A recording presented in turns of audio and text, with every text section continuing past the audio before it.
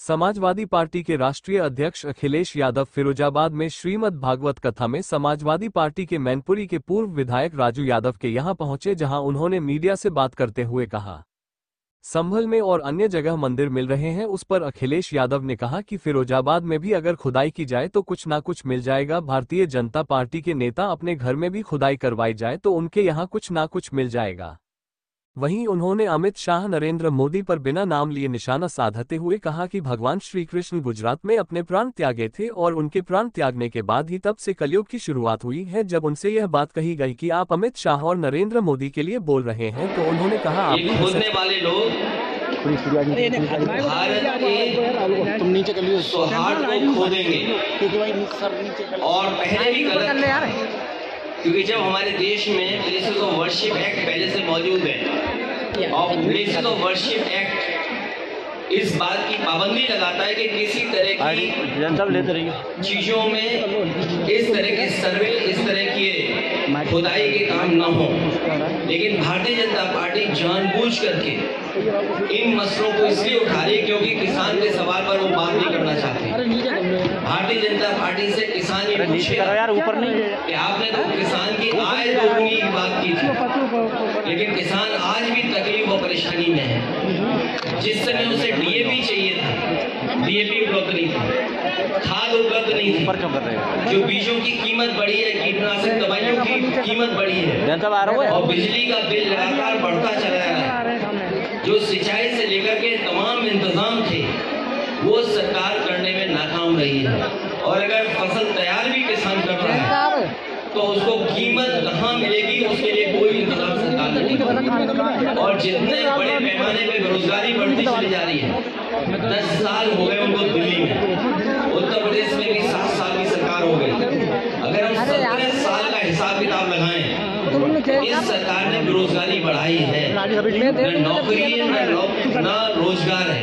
तो इन तमाम सवालों से ध्यान हटाने के लिए जानबूझ करके सरकार इस तरह की खुदाई के कार्यक्रम कर रही है। और आज अगर भारतीय जनता पार्टी के अंडरग्राउंड जो पॉलिसी बनाते हैं, ये पाइपलाइन जो अंडरग्राउंड पड़ती है, उसी तरह भारतीय जनता पार्टी की विचारधारा अंडरग्राउंड अंदर ही अंदर काम करती है। ये बात पहले भी कहनी चाहिए थी। लोगों की जान चली गई, लोगों के घरों में छापे पड़ रहे हैं, बिजली के नाम पर 2-2, 3-3 हजार लोगों के यहाँ FIR दर्ज हो गई। अगर ये बात गलत थी भारतीय जनता पार्टी की तो जान तो वापस नहीं ला सकते, उन्हें मुआवजा देना चाहिए उन गरीब परिवारों को। और जितने भी झूठे मुकदमे लगे हैं, चाहे वो सांसद पे हो चाहे किसी को, सब वापस देना चाहिए।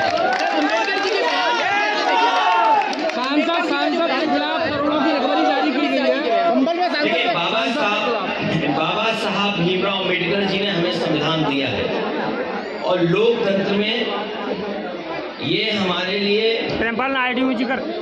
रक्षा कवच का काम करता है। संविधान हमारे लिए, आपके लिए याद रखो यार, ये संविधान रक्षा करता है, हमें आपको सम्मान दिलाता है। और जानबूझ करके भारतीय जनता पार्टी अपमानित करना चाहती है। ये तमाम वो लोग हैं जिन्होंने कभी सम्मान नहीं किया संविधान का, लोकतंत्र का और बाबा साहब भीमराव अम्बेडकर। जो बीजेपी के लोग, केवल एक नहीं, बीजेपी के सभी लोगों को माफी मांगनी चाहिए।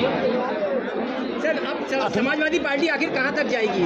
समाजवादी पार्टी जनता के बीच जाएगी, इन किसान भाइयों से, नौजवानों से अपील करेगी, माता बहनों से कि भारतीय जनता पार्टी लोगों को हराओ। राहुल गांधी की FIR पे क्या कहें? राहुल गांधी की FIR पे क्या? राहुल गांधी की FIR पे देखिए, भारतीय जनता पार्टी जानबूझ करके ऐसी बहस छेड़ना चाहती है देश में जिससे उसे लाभ मिले। वो लोकसभा परिसर की घटना है। कई बार लोकसभा परिसर में ऐसी घटनाएं हुई हैं जिसमें FIR दर्ज नहीं हुई। आपको याद होगा, लोकसभा में देश के बहुत बड़े नेता भारतीय जनता पार्टी के अडवाणी जी, वो 1 करोड़ रुपए लेकर के आए थे और उन्होंने टेबल पर रख दिया था लोकसभा में। क्या उस समय FIR दर्ज हुई थी किसी में? एक JPC बन गई थी और JPC के माध्यम से उस पर चर्चा कर करके जो कार्रवाई करनी थी वो विधान लोकसभा के अंदर हुई। लेकिन ये जानबूझ करके भारतीय जनता पार्टी लोगों को डराना चाहती है। FIR से, झूठे मुकदमों सर भैया समाजवादी पार्टी के 12 मंत्री, उन्होंने कहा बीजेपी आतंकवादी है, तुमने कहा कि भारतीय जनता पार्टी आतंकवादी संगठन है सर।